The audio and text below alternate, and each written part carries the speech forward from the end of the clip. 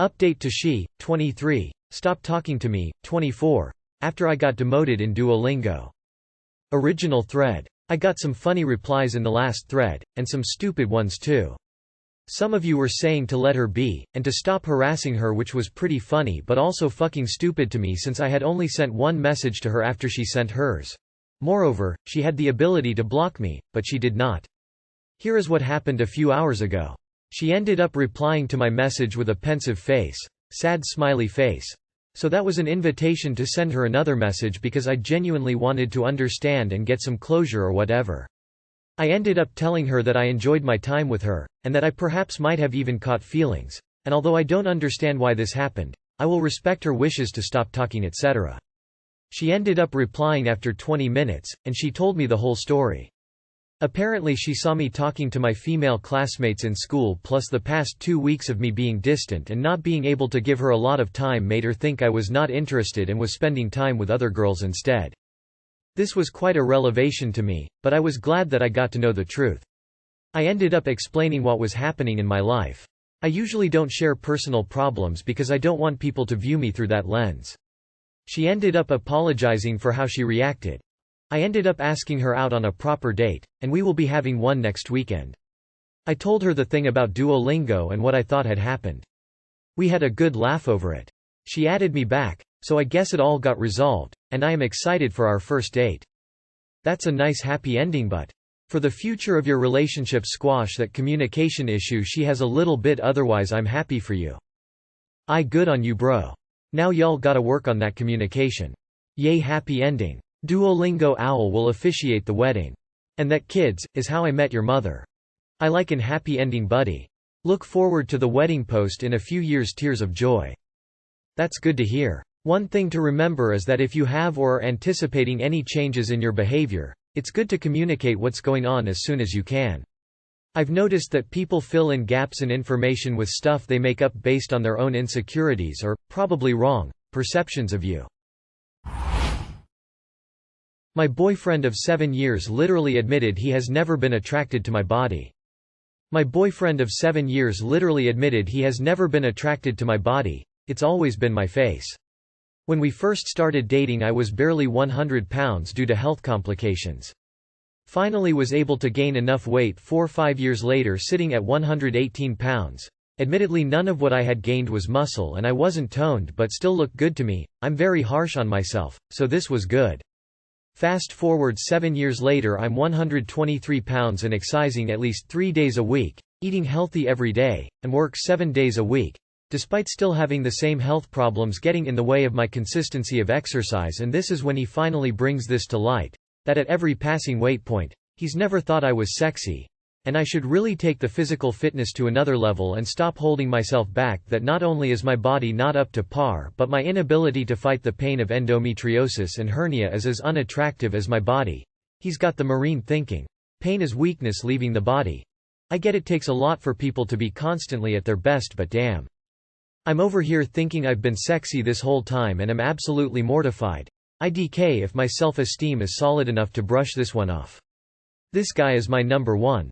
Now I'm forced to painfully replay all the supposed intimate moments we've had where I thought I was seductive in his eyes. Where I'm this disgusting fucking beast in a cute thong and bra, not sure how to move forward or even how to convey my feelings on this subject. I'm pretty certain I'm not overreacting though. Thoughts? Holy shit. 123? Is thin. Is appropriate. He is probably trying to tear you down so you don't find anyone else. And even if he is telling the truth, release that fish back into the water. Swim, little fish, you are free. Seriously, let him go and find someone who loves you for where you're at now and is understanding of pain they may not be able to feel. It's over, you're never going to be able to relax while being intimate with him again. I saw this documentary about boyfriends who prefer their girlfriends anorexic, and this one guy sounded just like your BF. For your sake, leave. He is committing psychological warfare on you. A normal person would have been ecstatic about your progress. Your boyfriend is a piece of shit. Leave immediately and never look back. Boyfriend keeps telling me to calm down while I was calm? Even when I tried to explain that I didn't mean to sound like I was overreacting and that I'm surprised I sounded that way, he said I needed to calm down. I was so confused that I told him how I tried to feel and tried to say that I didn't think it was a big deal, and even when I said that, he was like, "Even right now you're overreacting." And I literally thought out loud, am I going crazy? Because honestly I might be. I was extremely chill, but now I'm overthinking about it, but I know for sure I was chill. It wasn't even an argument. He got home while I was cleaning the bedroom, shut off the music. I came out and said, "Oh hey. Why you'd turn it off?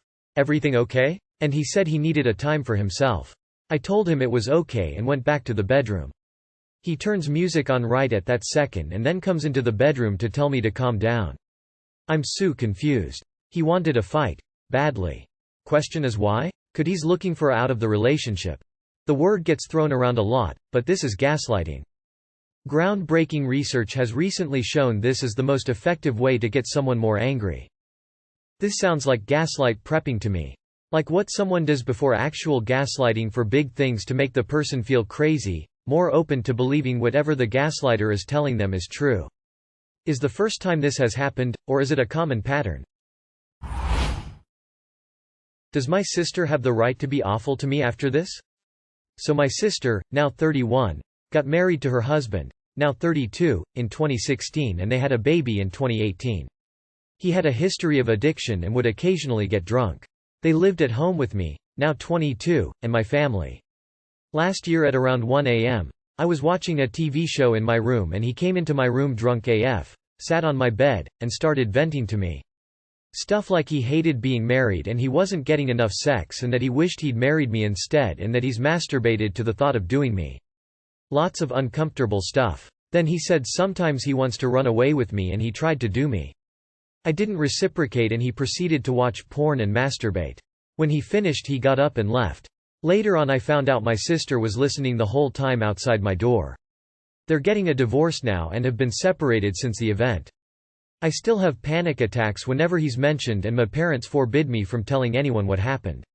At the time I thought they were embarrassed, but now I think they just didn't want anything to happen to their favorite child's husband and precious grandbaby's father.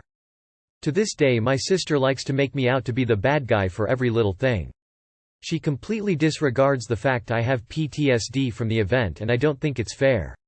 I was wondering if I could use the fact that I could have had her baby daddy arrested and she wouldn't have gotten that sweet child support, which she doesn't even need because my parents pay for everything, as leverage against her verbal abuse towards me.